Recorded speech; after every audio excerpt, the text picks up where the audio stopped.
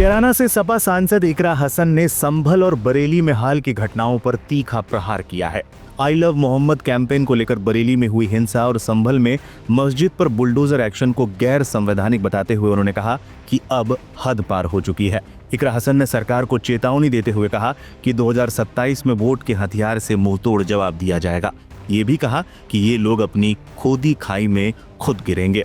I love Mohammad campaign को लेकर इकरा हसन ने कहा कि अगर कोई किसी पर अभद्र टिप्पणी कर रहा है तो समझ आता है कि किसी की भावनाओं को ठेस पहुंच रही है, लेकिन हमारा संवैधानिक राइट है कि हम अपने मजहब को प्रमोट कर सकते हैं। उसी के तहत लोग आई लव मोहम्मद लिख रहे हैं। ये पीसफुल और अच्छा मैसेज है। कल कोई आई लव महादेव या आई लव श्री राम लिखेगा और इसमें मुझ जैसे किसी व्यक्ति को या किसी को आपत्ति होती है तो ये हमारी बेवकूफ़ी है। आई लव मोहम्मद से आम लोगों को कोई दिक्कत नहीं है, बल्कि ये सरकार का बनाया हुआ प्रोपेगेंडा है।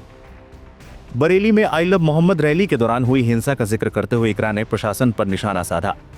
उन्होंने कहा कि सरकार और उसके इशारे पर चलने वाले प्रशासन को समझ ही नहीं है कि संविधान क्या है और नागरिकों की संवैधानिक अधिकार क्या है। बरेली में इसका सरेआम उल्लंघन देखा जा रहा है।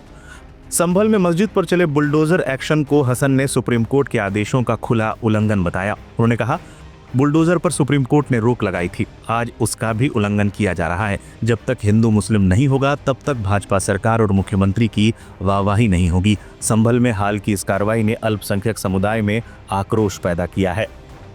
इकरा ने सरकार की मंशा पर सवाल उठाते हुए कहा, ये सरकार जानबूझकर इस मुद्दे को उठा रही है क्योंकि इनके पास दिखाने के लिए कुछ नहीं है। पूरे 10 साल में ऐसा कोई काम नहीं हुआ है जिसे दिखाकर वाहवाही लूट सकें। घूम फिरकर इनके पास हिंदू मुस्लिम का एजेंडा आ जाता है। सत्ता का जिस तरह से दुरुपयोग कर रहे हैं उसका जवाब 2027 में देंगे। ये लोग तो बेवकूफ़ हैं और बेवकूफ़ी कर रहे हैं। हमारे पास लाठी डंडे के हथियार नहीं है, केवल वोट का हथियार है। उसका इस्तेमाल करते हुए जो लोग पूरी तरह से बेलगाम हो गए हैं उन्हें 2027 में मुंहतोड़ जवाब देना है। उन्होंने पीडीए परिवार की एकजुटता पर भी भरोसा जताया और कहा कि पूरा पीडीए परिवार एक साथ है, इसी से इनकी बौखलाहट दिखाई दे रही है। ये लोग पीडीए से इतना डरे हुए हैं कि फिर से हिंदू मुस्लिम कर रहे हैं। इकरा ने इसके साथ ही चेतावनी दी कि ये लोग अपनी खोदी हुई खाई में खुद गिरेंगे। सभी लोग सचेत हैं, जो भी बरेली संभल में कर रहे हैं ये गैर संवैधानिक है। इस तरह की योजना लंबे समय तक नहीं चल पाती। जब हद पार हो जाती है तो शासन लंबे समय तक नहीं चल पाता और अब हद पार हो गई है।